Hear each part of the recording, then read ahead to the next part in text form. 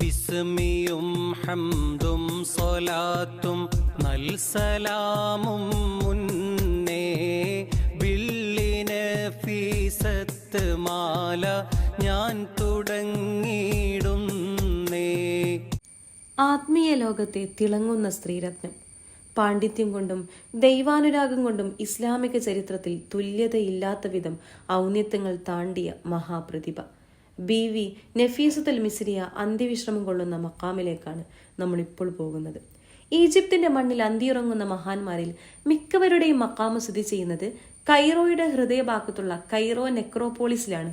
ബീവി നഫീസത്തുൽ മിസ്രിയുടെ മക്കാം ഉൾക്കൊള്ളുന്ന വളരെ മനോഹരമായ പള്ളിയുടെ അടുത്താണ് നമ്മൾ ഇപ്പോൾ എത്തിയിരിക്കുന്നത്. ഈ പള്ളിയുടെ പേര് സയ്യിദ നഫീസ മോസ്ക് എന്നാണ്. മലയാളികൾക്കിടയിൽ ബീവി നഫീസത്തുൽ മിസ്രിയ സുപരിചിതയായി തീർന്നത് നഫീസത്ത് മാലയിലൂടെയാണ്.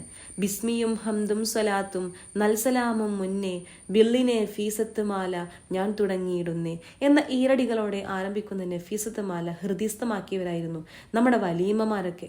ഗർഭിണിയായാൽ അവരുടെ അധരങ്ങളിൽ നഫീസത്ത് മാല പച്ചപിടിക്കും.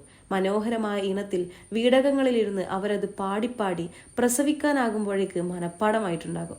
ഇന്ന് ആ അധരങ്ങൾ അന്യം നിന്നു പോയോ എന്ന് സംശയിക്കുന്നുണ്ടെങ്കിലും ഇസ്ലാമിക ചരിത്രത്താളുകളിൽ ഇടം പിടിച്ച ബീവിയുടെ സ്മരണകൾ ലോക മുസ്ലിം വനിതകൾക്ക് അദൃശ്യമായ ആത്മബലം നൽകിക്കൊണ്ടിരിക്കുന്നുവെന്നുള്ളത് യാഥാർത്ഥ്യമാണ്.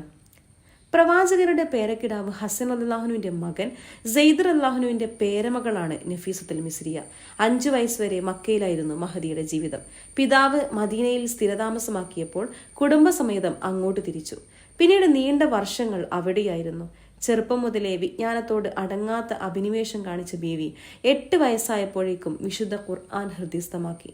വിവാഹശേഷം ഭർത്താവൊപ്പം ഈജിപ്തിൽ സ്ഥിരതാമസമാക്കിയതിനാലാണ് നഫീസത്തുൽ മിസ്രിയ എന്നറിയപ്പെട്ടത്. ജീവിതത്തിലും മരണാനന്തരവും ബീവിയിൽ നിന്ന് ദൃശ്യമായ നിരവധി കറാമത്തുകൾ കാരണം ധാരാളം പേർ ഇസ്ലാം മതത്തിലേക്ക് കടന്നു വന്നിട്ടുണ്ട്. അറിവിനോടുള്ള അടങ്ങാത്ത പ്രേമം കൊണ്ട് അവർ നടത്തിയ അലച്ചിലുകളും അധ്വാനങ്ങളും തന്നെയായിരുന്നു മഹദിയുടെ ആത്മീയോന്നതിക്കു നിദാനമായത്. അള്ളാഹുവിന്റെ ഇഷ്ടദാസന്മാരിൽ ഒരാളായി മാറുകയും അവന്റെ ഔലിയാക്കളുടെ സ്ഥാനത്തേക്ക് വളർന്നു വരികയും വേണം. അങ്ങനെ ആധ്യാത്മിക ലോകത്ത് അള്ളാഹുവിന്റെ സ്നേഹഭാജനമായി തിരഞ്ഞെടുത്ത് അവനെ പ്രണയിച്ച് ജീവിക്കണം. അവസാനം ഒരു കാമുകനെ തേടിയുള്ള ആനന്ദയാത്ര പോലെ സർവ്വതും വെടിഞ്ഞ് പുഞ്ചിരി തൂകിക്കൊണ്ട് അവനിലേക്ക് യാത്രയാവണം. ഇതായിരുന്നു ബീവിയുടെ ജീവിത ലക്ഷ്യം. ഭൗതിക വിരക്തിയായിരുന്നു നഫീസ റളിയല്ലാഹുഅൻഹയുടെ മുഖമുദ്ര. നൈമിഷിക സുഖാഡംബരങ്ങളോട് പുറംതിരിഞ്ഞു നിൽക്കുകയും ആത്മീയാവേശം ചോർത്തിക്കളയുന്ന ഭൗതിക ആസ്വാദനങ്ങൾക്കെതിരെ നിലകൊള്ളുകയും ചെയ്തു ബീവി. 60 വയസ്സ് കഴിഞ്ഞതിനു ശേഷം വീടിനുള്ളിൽ തന്നെ സ്വയം ഒരു ഖബർ കുഴിക്കുകയും രാത്രിയിലെ ആരാധനയും നിസ്കാരവുമെല്ലാം അതിലേക്ക് മാറ്റുകയും ചെയ്തു. പകൽ മുഴുവൻ നോമ്പും രാത്രി മുഴുവൻ ആരാധനയുമായിരുന്നു ബീവിയുടെ ശൈലി. സ്വന്തം കരങ്ങൾ കൊണ്ട് ഖബർ തീർത്ത് മഹദി മരണത്തെ കാത്തിരുന്നു.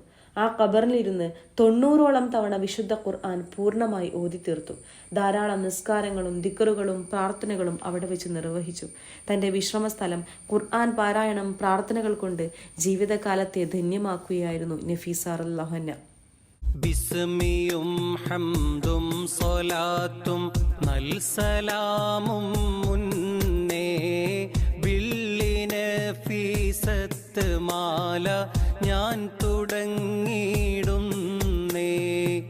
പരിശുദ്ധ റമളാനിലെ അവസാനത്തെ വെള്ളിയാഴ്ച മിസ്രിനെ ശോകമുഖമാക്കി നഫീസത്ത് ബീവി റളിയല്ലാഹു അൻഹ ഈ ലോകത്തോട് വിട പറഞ്ഞു. മഹദിയുടെ വിയോഗം ആ ദേശത്തിന്റെ നാഡീ ഞരമ്പുകളെപ്പോലും മരവിപ്പിച്ചുപോയി. ബീവിയുടെ ഓർമ്മകൾ നിറഞ്ഞ ഓളങ്ങളുമായി നൈൽ നദി ഇന്നും ഒഴുകിക്കൊണ്ടിരിക്കുന്നു. അവിടുത്തെ ചരിത്ര കാവ്യങ്ങൾ ഒരു കാലഘട്ടത്തിന്റെ സ്മരണകളിലേക്ക് നമ്മെ നയിക്കുന്നു. ഇസ്ലാം സ്ത്രീകൾക്ക് സ്ഥാനം കൽപ്പിക്കുന്നില്ല എന്ന അബദ്ധധാരണയെ പൊളിച്ചെഴുതാൻ ബീവിയെപ്പോലുള്ള ആധ്യാത്മിക ലോകം കീഴടക്കിയ മഹദികളുടെ ചരിത്രം നമ്മളെ പഠിപ്പിക്കുന്നു.